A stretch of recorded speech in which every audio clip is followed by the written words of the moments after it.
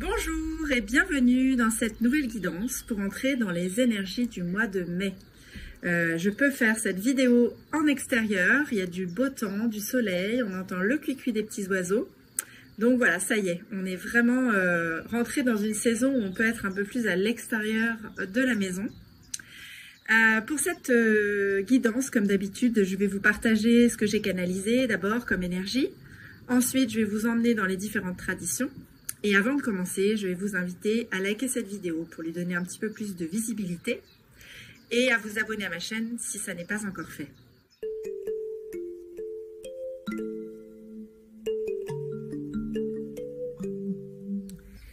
Alors pour commencer, cette canalisation a été assez mouvementée et assez joyeuse. Ça s'est beaucoup fait dans mon corps, dans les ressentis. Ça dansait, ça swingait, il y avait du mouvement. C'était très rythmé dans ce que j'ai vécu en canalisant les énergies de ce mois de mai. Ça réveille, c'est ce que j'ai entendu. Et comme moi, j'aime particulièrement la surprise, le mouvement, les changements, parce que je suis réflecteur en design humain et que le réflecteur, sa signature, c'est l'émerveillement et la surprise, c'est une énergie que j'ai beaucoup aimée. Après, voilà, je sais que moi, j'aime sortir de ma zone de confort parce que ça me réveille, ça me met plutôt en action. Et c'est un peu les énergies auxquelles nous devons nous inviter ce mois de mai. Par contre, je sais que pour certaines personnes, ça peut être moins confortable, surtout si on a plus besoin de quelque chose de routinier, de rythmé pour se sécuriser. Mais il faut savoir que c'est un petit dépoussiérage de printemps qui peut être utile et qui va nous pousser vers l'avant. Donc voilà, peut-être essayer de le prendre comme ça. J'ai lu dernièrement un bouquin d'Osho sur la peur. Et lui, dans ce livre, il dit qu'en fait, le connu, le domaine du connu, c'est le domaine du mental. Et que le domaine de l'inconnu, c'est le domaine de l'âme. Parce que l'âme a besoin d'être réveillée et d'être tout le temps dans la nouveauté et sortir de sa zone de confort. Donc on peut dire que ce mois-ci, l'âme va se réjouir parce qu'elle va avoir l'avantage. Alors j'ai senti comme un élan à oser. Ça faisait comme une spirale d'énergie qui montait de la terre vers le haut. Ça circulait dans mon corps. C'était quelque chose de pétillant, de joyeux. Et après j'ai eu une vision, je voyais des personnes qui faisaient la fête ensemble. Et en fait, elles célébraient quelque chose et j'ai eu l'impression dans mon vécu, dans mon ressenti, que c'était comme si c'était toutes les parts de nous-mêmes, vous savez qu'on a plusieurs archétypes qui cohabitent dans notre tête, qui se réunissaient pour célébrer ce qui avait été bon et bien, et puis pour envisager éventuellement des modifications là où ça n'avait pas été fructueux, pour le chef d'orchestre qui est notre âme. En tout cas, ce que j'ai ressenti, c'est que ça se faisait de façon assez fluide. C'était pas violent, c'était pas bousculant. C'était juste, ça nous remettait en mouvement.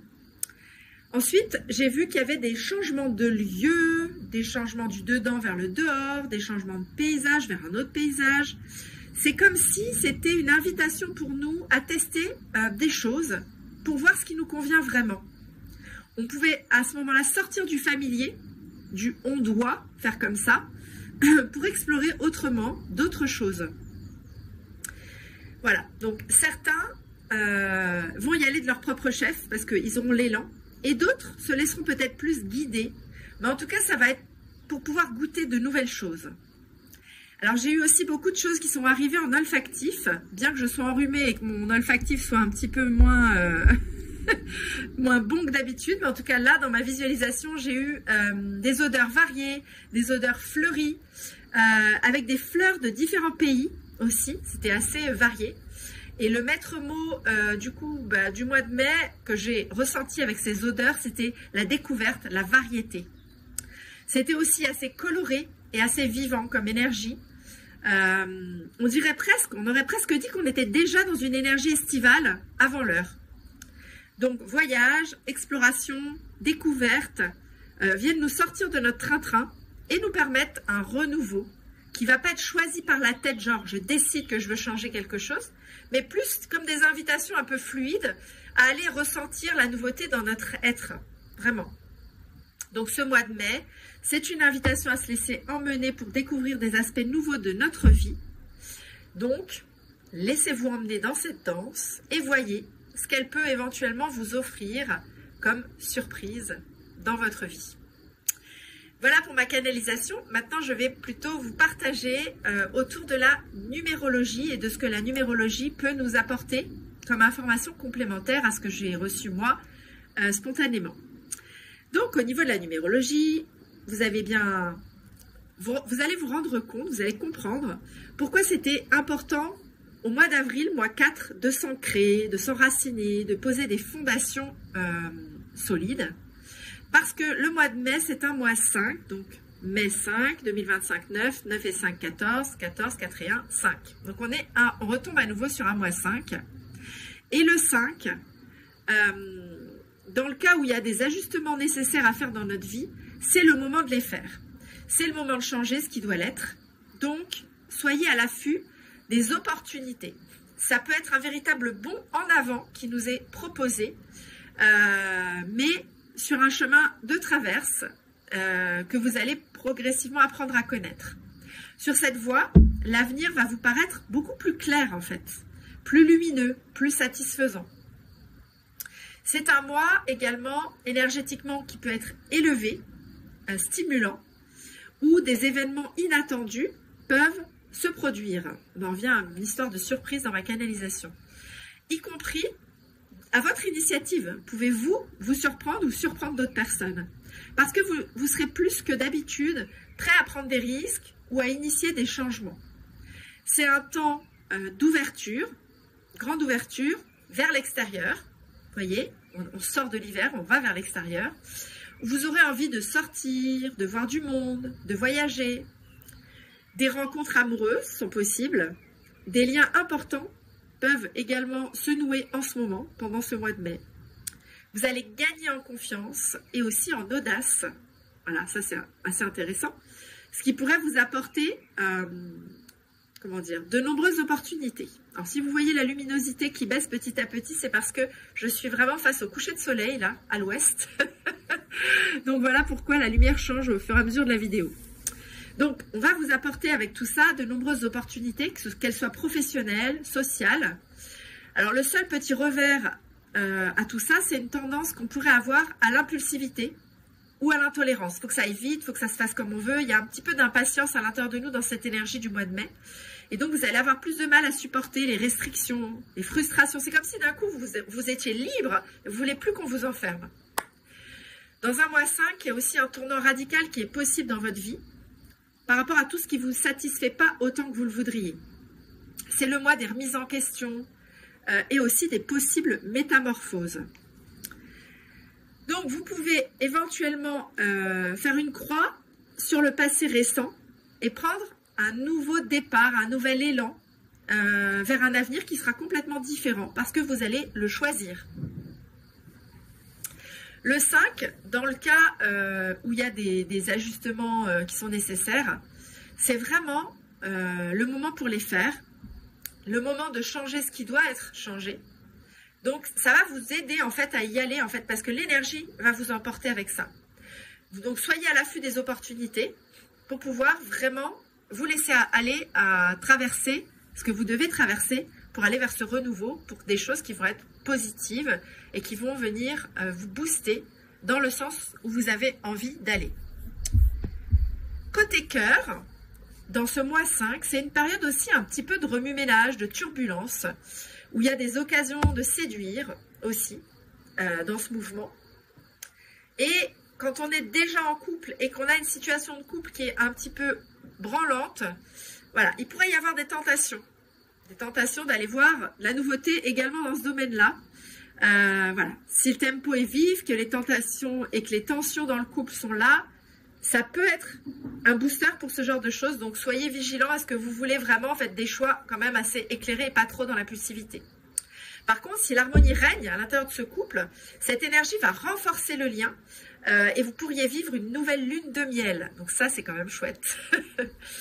Par rapport aux célibataires, eux, eh bien, ils vont voir leur sensualité exacerbée et les tentations se multiplier. Vous savez, c'est les énergies du printemps. Souvent, on a le soleil qui vient taper à nouveau sur nos glandes dans le cerveau et qui donne envie d'être amoureux, de vivre des histoires d'amour. Donc, ayez l'œil et peut-être que ce mois 5 en numérologie va vous apporter des rencontres importantes ou décisives. En tout cas, votre cœur va battre plus fort et laissez-vous guider. Au niveau professionnel, le -5, ça peut aussi venir renforcer votre position ou alors bousculer votre routine et vous libérer des freins qui vous bloquent dans votre progression professionnelle. Donc, n'hésitez pas à scruter les horizons pour vous projeter dans du nouveau, dans quelque chose qui serait peut-être plus large, plus grand, des territoires plus importants au niveau de votre activité professionnelle. Il peut aussi y avoir un changement de cap dans le cas d'une situation qui serait bloquée depuis un petit moment ou d'une promotion. Si votre vie active vous satisfait, ça peut être le moment d'une promotion, de quelque chose qui va vous propulser, changer. Et donc voilà, cette année, l'audace peut, ce mois-ci, pardon, l'audace peut payer dans ce domaine-là également. Même si les résultats concrets ne vont pas forcément être immédiats ce mois-ci, en tout cas, ça va donner l'impulsion pour voir arriver les bons moments pour que les compétences que vous avez besoin qu'ils soient reconnues à leur juste valeur puissent l'être, ou alors pour carrément prendre la tangente et aller chercher un avenir différent qui vous convienne mieux, si c'est ce que vous souhaitez. La petite chose à éviter quand on est dans un mois 5, c'est d'être morose et de manquer d'enthousiasme parce que c'est un mois qui est très enthousiasmant et aussi de freiner, de s'agripper et de résister à l'action et au changement. Voilà. Si on va maintenant voir du côté de l'astrologie, alors en sachant que les deux dates importantes, on va dire, c'est la pleine lune qui sera en Scorpion le 12 mai et la nouvelle lune qui va être en Gémeaux le 25 mai. Mais dans la globalité, mai 2025 va apporter une énergie différente de celle des mois précédents. Elle va apporter un changement, donc en astrologie aussi, c'est décidément dans toutes les directions. Les énergies planétaires sont en mouvement et nous inspirent à avancer et peut-être même à faire des sauts de foi. C'est-à-dire, j'y vais, je saute, mais je ne sais pas trop ce qui va se passer derrière, mais je sens intuitivement que c'est ça que je dois faire. On va fouler un terrain où on va ressentir l'émergence d'un nouveau chapitre dans notre vie qu'on peut espérer beaucoup plus lumineux. Donc, voilà pourquoi il ne faut pas hésiter à faire ce saut si on sent là, intuitivement en nous que c'est ça qu'il faut faire. Et donc, après une période où il n'y a pas eu de rétrogradation majeure des planètes depuis le 13 avril, on va avoir cette séquence qui va se briser le 4 mai avec Pluton qui va entrer en rétrogradation dans Verseau. Et cette énergie rétrograde, elle est subtile. Elle va agir sur des couches plus profondes de notre être. Contrairement à ce qu'on avait vécu en mars et jusqu'à début avril, où c'était vraiment vers l'extérieur et dans tous les domaines que ça brassait. Là, ça va agir à l'intérieur de nous, un peu plus en profondeur. On ne va pas forcément ressentir que ça va ralentir dans notre monde extérieur, dans l'action du quotidien. Mais par contre, on pourrait se retrouver à réfléchir, à méditer sur des transformations et des changements qui se sont déroulés dans notre vie depuis le mois d'octobre 2024 jusqu'à aujourd'hui. Donc voilà, mais nous offre des opportunités pour entrer en contact un peu plus avec notre côté spirituel également. Comme on va être un peu plus dans l'intériorisation, on sait que ça va nous amener vers des prises de conscience et des ouvertures spirituelles un peu plus. Et notamment avec la pleine lune en Scorpion, ça pourrait nous engager dans une recherche profonde de l'âme. On pourrait découvrir des vérités profondes sur notre chemin, sur notre mission de vie. Voilà, programme assez intéressant, spirituellement parlant. On pourrait également se sentir un peu plus connecté à nos proches qui ont disparu, nos ancêtres. On peut aussi vivre des éveils qui nous relient à notre chemin et à notre plein potentiel. Vers la fin du mois, on va plutôt vivre un événement marquant pour 2025, c'est le passage de Saturne en Bélier. Ce changement, eh bien, il va signaler le début d'un nouveau cycle karmique qui va nous accompagner pendant les 2 années et demie prochaines qui vont démarrer à ce moment-là. Donc voilà, ça peut être intéressant de voir sur le plan karmique s'il y a des choses à nettoyer, à libérer, ça va être le bon moment. En Bélier, Saturne s'alignera également avec Neptune, nous apportant un transit cosmique incroyable et rare pour travailler sur nous. Donc globalement, mai 2025, il nous apporte une perspective nouvelle et de nombreuses opportunités, un peu dans tous les domaines, pour une belle renaissance avec ce printemps et le soleil qui arrive. on peut jeter un coup d'œil plus approfondi aux événements astrologiques clés qui vont arriver à mai 2025 si on en a envie, signe par signe, et ça je vous invite à y aller si ça vous a donné envie en écoutant ce partage un peu plus global, on va dire. Alors au niveau des fêtes celtiques, voilà, on va arriver tout début du mois avec Beltane. C'est une des fêtes celtiques les plus importantes. Elle marque le milieu de l'année celtique et symbolise la notion d'équilibre. On va quitter la saison sombre pour entrer dans une saison claire. La lumière va dominer sur l'obscurité et ça va nous autoriser à être dans quelque chose de joyeux et de festif. En mai, fais ce qu'il te plaît. Alors, on va attendre quand même d'avoir passé toutes les saintes glaces, plutôt deuxième partie du mois de mai, pour faire ce qui nous plaît au niveau vestimentaire, parce qu'on n'est pas encore sorti complètement des périodes de froid possibles. Alors, notre corps, il va exulter, et la nature aussi. Et notre nature va se réveiller, devenir chatoyante, luxuriante. On va être invité à sillonner les champs, les forêts, pour glaner des plantes médicinales, si c'est quelque chose que vous aimez faire. Ça va être la pleine période. C'est aussi la célébration de l'amour et de la fécondation pendant cette fête de Beltane. On va célébrer le dieu celte Bélénos, qui est doté d'un grand pouvoir de guérison, mais aussi de fécondité, la fécondité de la terre-mère, en fusionnant amoureusement avec Bélissama, la déesse de l'abondance. Donc les anciens, en ce 1er mai, ils se purifiaient avec des abondantes fumigations, que ce soit leur corps ou leurs habitations. Et les Celtes, ils profitaient de cette conjonction favorable pour célébrer, avec beaucoup de joie, beaucoup de festivité, autour d'un feu, les fiançailles avec leurs compagnes ou leurs compagnons, des unions. C'était une fête quand même en lien avec les amoureux, Beltane. Et s'ils étaient seuls, qu'ils n'avaient pas de grande famille ou autre, ils célébraient leurs fiançailles de manière beaucoup plus intime, en prenant des engagements liés à l'amour, à la lumière. En tout cas, voilà, Beltane, il est consacré à l'amour. Mais c'est aussi au niveau symbolique un symbole de vitalité, de fertilité, la floraison, l'établissement de la lumière et de la vie. C'est un sabbat qui incarne la saison claire, l'union entre l'équinoxe de printemps et le solstice d'été. Il est là vraiment pour faire la charnière entre ces deux choses importantes de l'année. Et puis à l'époque, les druides, au moyen d'incantations, ils utilisaient cette fête pour protéger les communautés, les troupeaux. Et pour ça, ils faisaient une espèce de célébration où il était question de passer au-dessus du feu. Et parfois, ils faisaient même passer des troupeaux au-dessus du feu pour les purifier et pour faire en sorte que tout se passe bien pour les mois qui allaient suivre.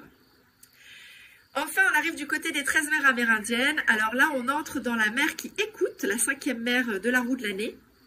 C'est la mer qui va entrer en Tiohway. Le Tiohway, c'est la tranquillité chez les Amérindiens et qui va du coup aller vers la connaissance intérieure. C'est la gardienne du discernement et la protectrice de l'introspection. Donc on vient un peu dans les énergies, comme on disait tout à l'heure en astrologie, qui nous amène à revenir à l'intérieur de nous. Cette mère, elle est l'interprète des messages du monde de l'esprit. Donc évidemment, quand on arrive à entrer en méditation à l'intérieur de soi, on reçoit des informations et on peut transmettre ces informations. Elle est une bonne conseillère, elle est inspiratrice et elle veille sur l'écoute. Elle nous enseigne notamment à écouter notre petite voix intérieure et à trouver et comprendre la connaissance, sa propre connaissance intérieure, sa sagesse, celle dont on est tous porteurs dans notre essence spirituelle, on dit Orenda chez les Amérindiens. Donc elle nous incite à écouter les différents points de vue aussi des autres et les voix des ancêtres, on y revient à nouveau. Vous voyez, il y a quand même des choses qu'on retrouve dans plusieurs traditions différentes. Elle nous enseigne également à comprendre les langages du corps et toutes les pensées qui ne sont pas forcément formulées, donc peut-être le dialogue non-verbal, et à écouter avec notre cœur. Voilà pour tout ce que j'avais à vous partager. Pour terminer, comme d'habitude, je vais vous piocher 2 cartes dans 2 oracles différents. Alors comme j'ai vu beaucoup de choses très colorées dans ma canalisation, j'ai eu envie de vous partager une carte du langage secret des couleurs. Je ne sais pas si vous connaissez celui-ci. Donc voilà, il est très coloré au dos des cartes. Donc je bats les cartes et voilà. Je n'ai pas eu besoin de mettre très longtemps. La carte a sauté. Alors, c'est pas une carte très colorée, celle que je viens de piocher. Mais elle est intéressante par rapport à tout ce qu'on a dit. C'est la carte de la couleur grise. Et ça écrit « Apprenez à scanner votre corps ». Donc, la mère dont on vient de parler nous invite à revenir vers le corporel et vers le langage non verbal. Donc voilà, je trouve que c'est assez intéressant dans la continuité de cette mère amérindienne de piocher une carte qui nous ramène quand même vers le corps à nouveau. Donc, le gris est une couleur utile pour apprendre à scanner son corps. Elle peut vous aider à identifier les blocages dans le corps ou dans l'aura d'une personne. Cette couleur peut aussi vous fournir des informations sur l'état physique, mental et émotionnel de quelqu'un. Le gris vous offre un autre point de vue et vous donne la force de surmonter les situations difficiles que vous pensez désespérées. Utilisez le rayon de couleur grise comme une loupe pour détecter les régions nouées de votre corps. Voilà. Donc même si c'est un peu foufou joyeux et qu'on bouge au mois de mai, on nous dit quand même qu'il faut rester connecté à notre corps et à ses besoins. Pas s'oublier. Voilà. Et dans l'autre oracle, alors comme on était dans des choses printanières, joyeuses, etc., j'ai eu envie de vous piocher une carte de la sagesse du colibri. J'aime beaucoup ce petit oracle qui est également très joli et très coloré. Et donc, la carte qui va nous arriver avec celui-ci. S'il n'y en a pas qui veulent bien sauter, on va la piocher hein, à la bonne vieille manière. Hop, c'est celle-ci. Alors, on a le rouge chèvrefeuille. Douce et ardente, vos émotions sont à l'origine de cette situation. Utilisez la couleur rouge pour apaiser et guérir. Donc on passe du gris au rouge. Je vous montre la carte, elle est très jolie. Et donc, on va voir ce qui nous est donné comme indication supplémentaire dans le petit livret de guidance. Les teintes éclatantes et flamboyantes du rouge de rouge et d'orange des plantes comme le chèvrefeuille attirent l'attention du colibri. Elles sont un signe lui indiquant où trouver la subsistance recherchée. De même, le rouge vous rappelle aujourd'hui, il est souvent lié aux émotions fortes de la passion brûlante. Ah, on en vient quand même à Beltane avec la passion brûlante. Et du désir ardent à la colère et à l'anxiété. Il représente également le chakra racine. Ah, on quitte le mois d'avril, mais on reste quand même dans l'ancrage. Par conséquent, il est temps de revenir à la cause profonde pour trouver votre centre et l'équilibre. Assurez que votre sécurité est garantie et vos besoins satisfaits à chaque instant. Plus important, la couleur est associée à l'amour, on y revient, véritablement au centre de tout. Le sage colibri vous aide à vous concentrer sur votre cœur. Demandez-vous ce qui nécessite plus d'amour actuellement. Vous-même, autrui, avez-vous vu rouge concernant une situation plutôt que de voir l'amour lever véritablement en vous et en chaque être? Vous êtes-vous déjà blâmé ou autrui dans certaines circonstances? Vous êtes-vous senti coupable ou honteux d'un acte que vous avez pensé avoir commis? Acceptez et honorez chaque émotion, car elle est naturelle et source d'informations précieuses. Puis autorisez l'amour profond et divin levé dans votre cœur à s'étendre, dissolvant les émotions intérieures au sein de sa pure lumière. Voilà. Et la petite affirmation, c'est « Je suis attentif à mes émotions et je les honore ». Voilà pour cette petite guidance pour ce mois de mai. Je vous souhaite du coup plein de belles surprises, plein d'explorations possibles, en sécurité, ancrées, connectées à votre corps et à vos émotions. Et je vous dis au mois prochain pour une prochaine guidance.